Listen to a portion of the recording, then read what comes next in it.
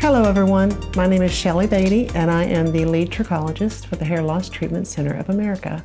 And I've counseled with thousands of individuals facing hair loss, worked with multiple hair transplant surgeons and various hair professionals to help individuals get their hair back. And we're here today to talk about the number one misconception about hair loss. And that number one misconception is that there's nothing you can do about it. Well, quite frankly, that could not be further from the truth. Many people have the opportunity to stop hair loss and regrow hair, but it really depends on if they are a good candidate. Some people are a great candidate to stop hair loss and regrow hair, and some simply are not. And we will get into those who are good candidates in a moment, but for right now, we're going to talk about that subject. That misconception.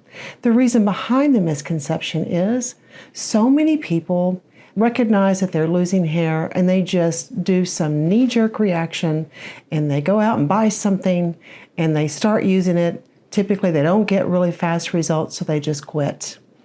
And the problem with that is many things are not for everyone.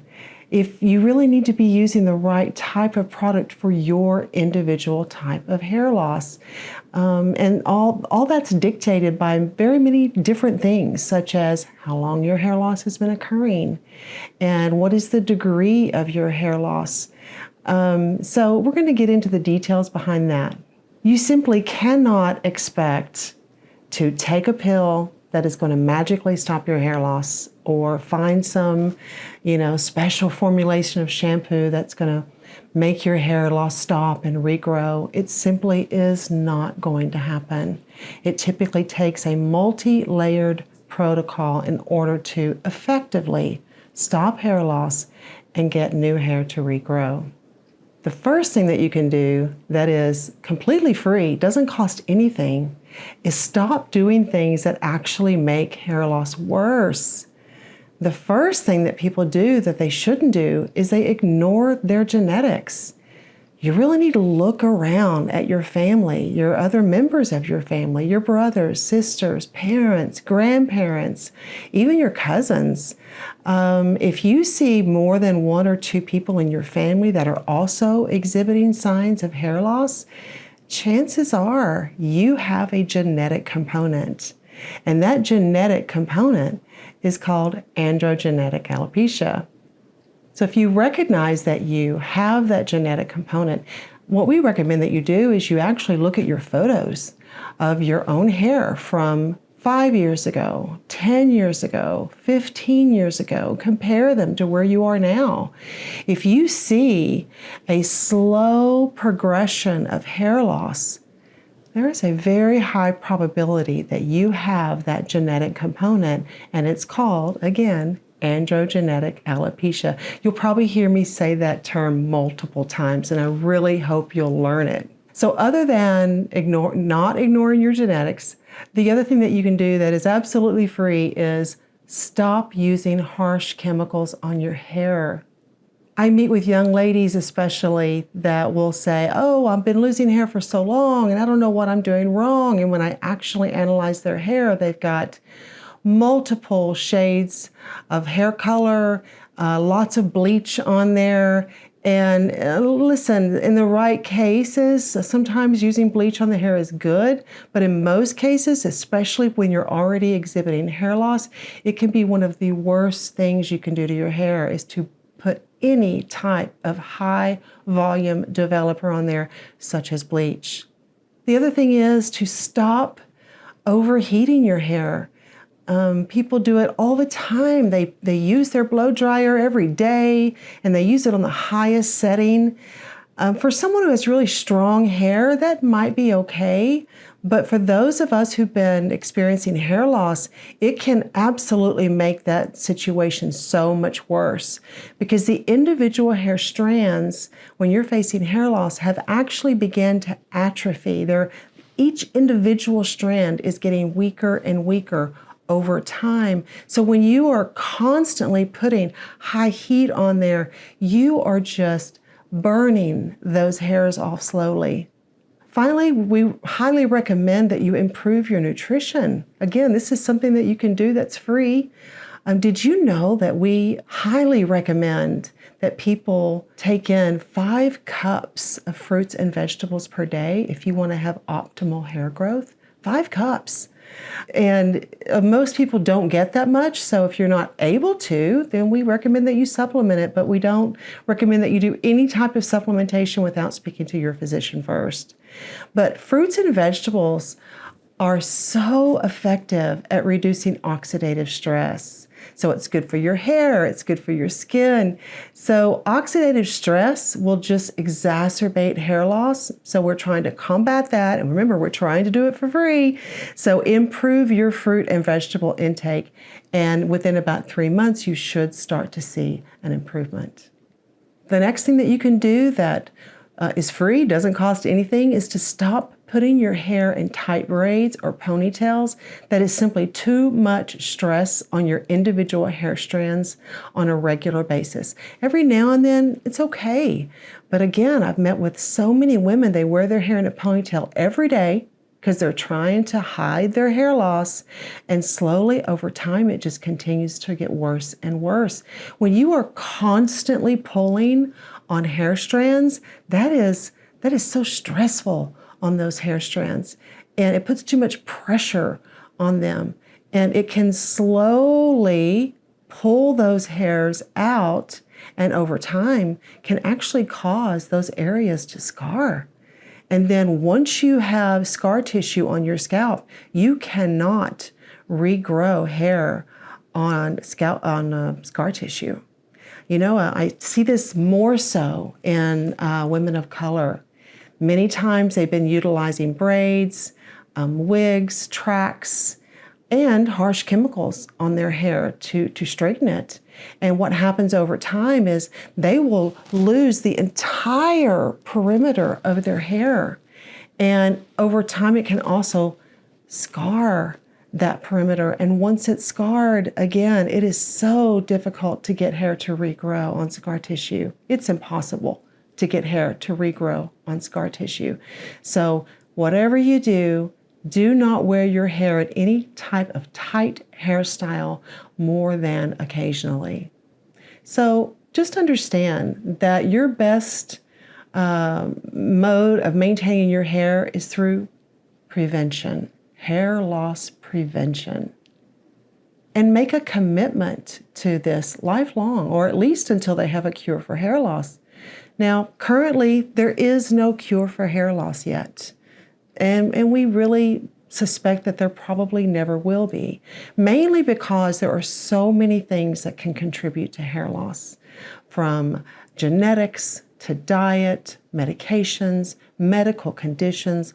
All of these things and more can contribute to hair loss. So there's never going to be one thing that prevents hair loss in large groups of people. And even though there is no cure for hair loss yet, for those individuals who are able to stop the hair loss, reverse it, and get new hair to grow, maintaining it is key, or at least until there is a cure for hair loss. You know, it's kind of like our diet.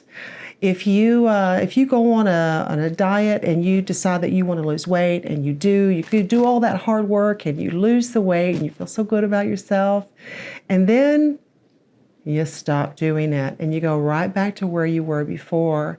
It's very disheartening when that happens. I've been there myself. Most people I know have. Well, hair is the same way. You have to maintain it.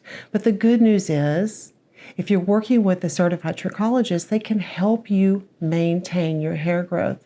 They can help you get it back and maintain it. The first step to reversing hair loss is understand what's causing it. Since, like I stated before, so many things can contribute to hair loss, most people really have no idea of their hair loss contributors. So we recommend that you do a trichology assessment under the direction of a certified trichologist so that you can understand what your hair loss contributors are. And once you do understand what they are, and you are able to create a protocol that combats each one of them, then you have a much higher rate of success to reverse your hair loss. The next thing is to improve your scalp environment. One thing that we see, and this is in the majority of those facing hair loss, is when we actually do a microscopic analysis on their scalp, we commonly see where their hair follicle openings are completely blocked and clogged. And many times they're clogged way down deep, depending on how long the hair loss has been occurring. So what we need to do is we need to open up those hair follicles and make them clear. So you'll notice all around the hair opening at the base where it's just full of something shiny, and this is just built up debris. And so we need to clear that. And unfortunately, there is no shampoo that's going to do that.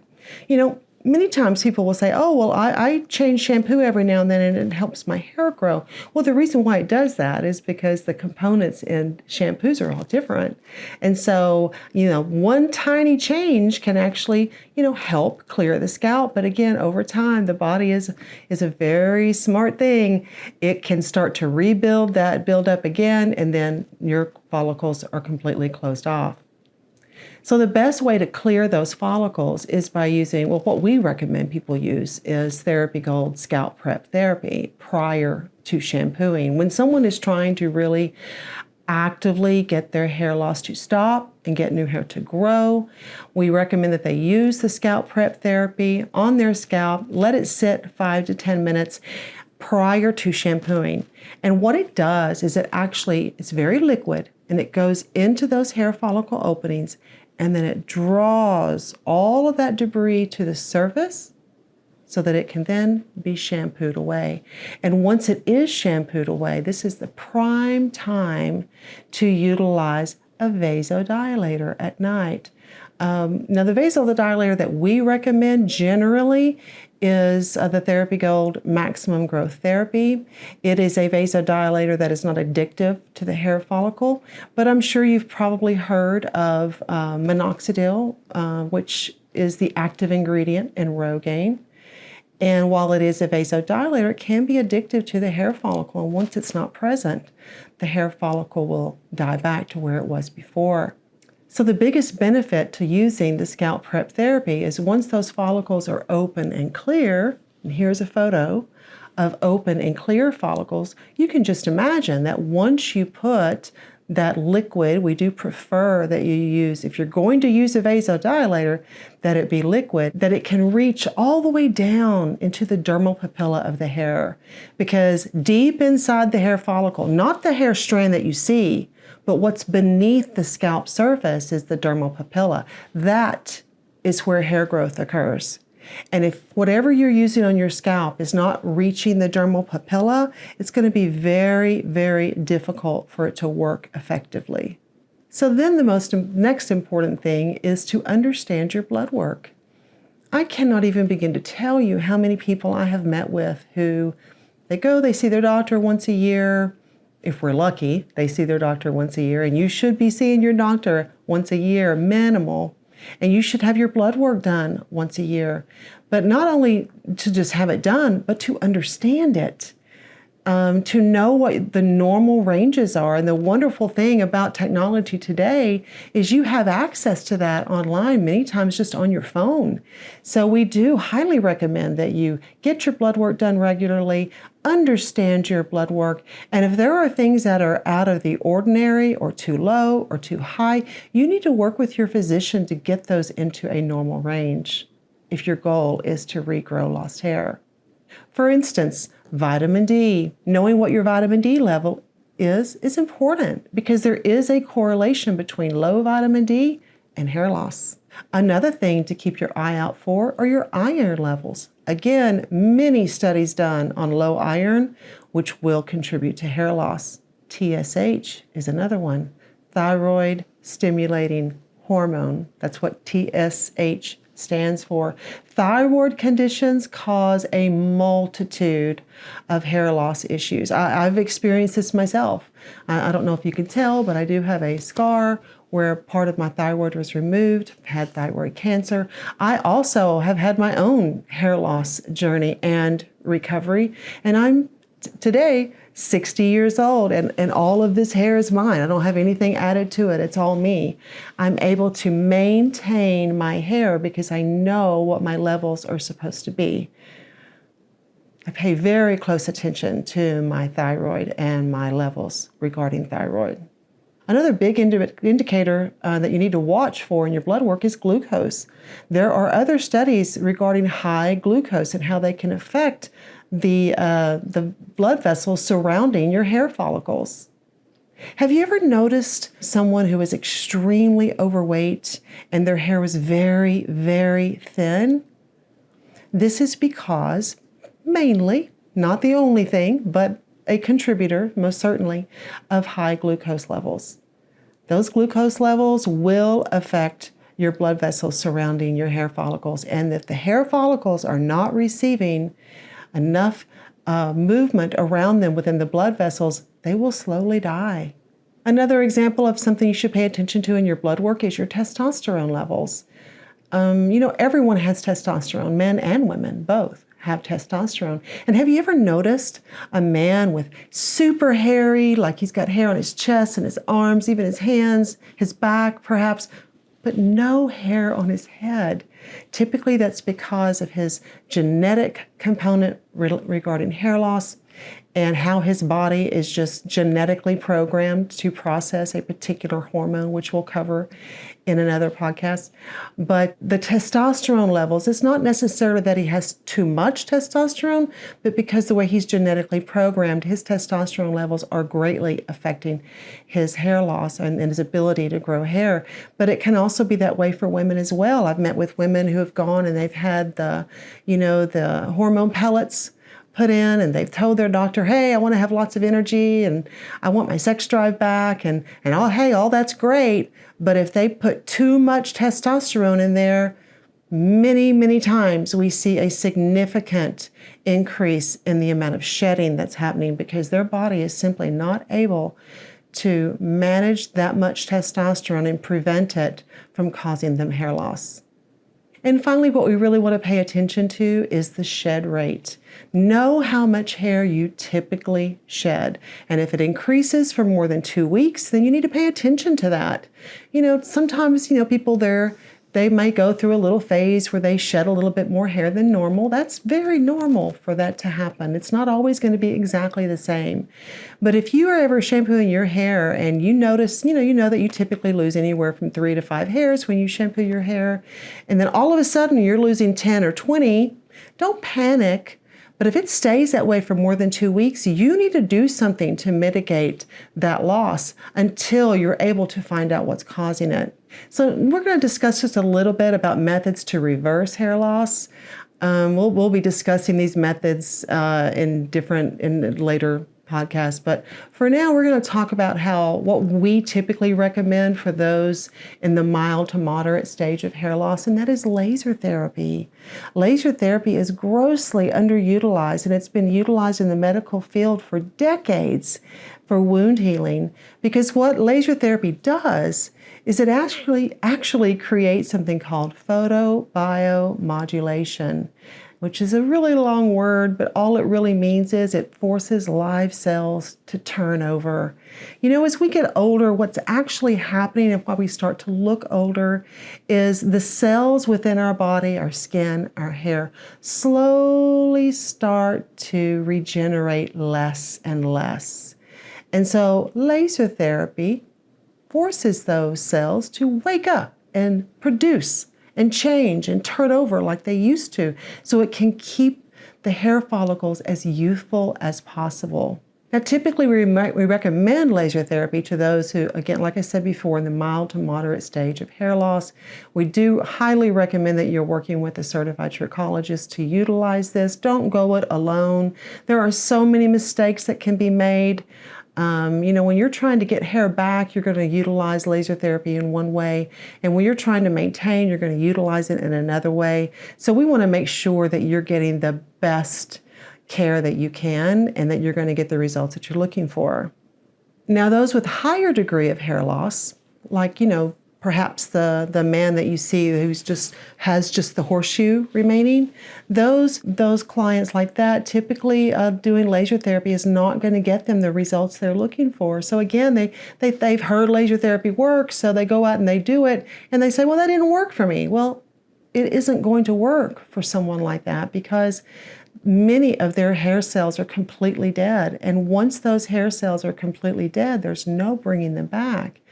And an analogy that I use often is, it's kind of like going to the emergency room if you're already dead. If you go to the emergency room and you're already dead, chances are they're not going to be able to help you.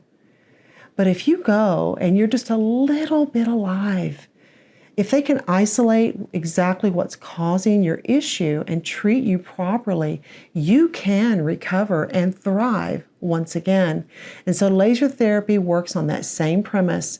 If you have live hair cells, and you know you have live hair cells when you have existing hair, even if it's thin, you have live hair cells. So laser therapy utilizes those live hair cells to proliferate more hairs. So the absolute best course of action for anyone who is embarking on a journey of trying to stop hair loss and getting hair to regrow is to do what we call a trichology assessment.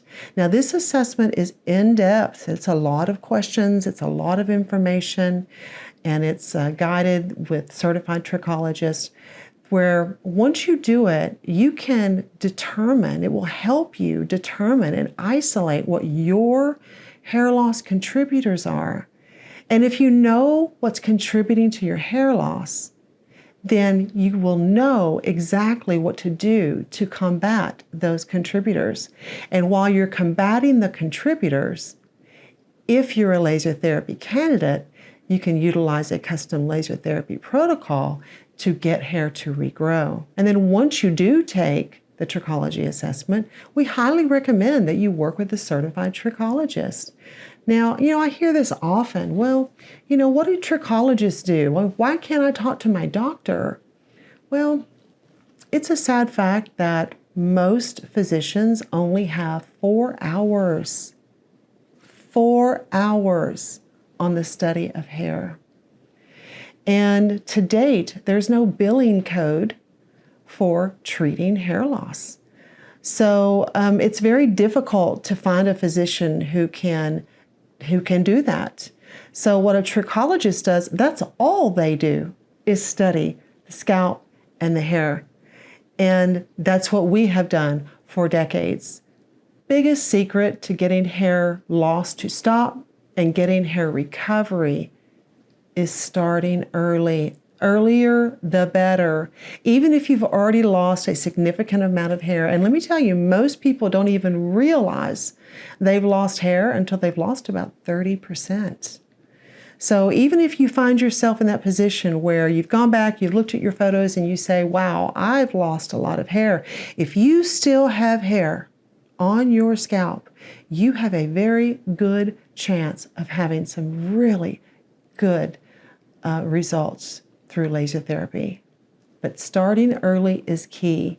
And you're never going to be as young as you are today again. So today is the best time to begin. Remember, there is no cure for hair loss yet, but there is hope. So we hope that we'll see you again. And if you have any questions in the meantime, please feel free to visit us and drop us a note and let us know what questions you'd like to have answered. We would love to talk with you. So we'll see you again next time. Again, I'm Shelly Beatty with the Hair Loss Treatment Center of America. Goodbye.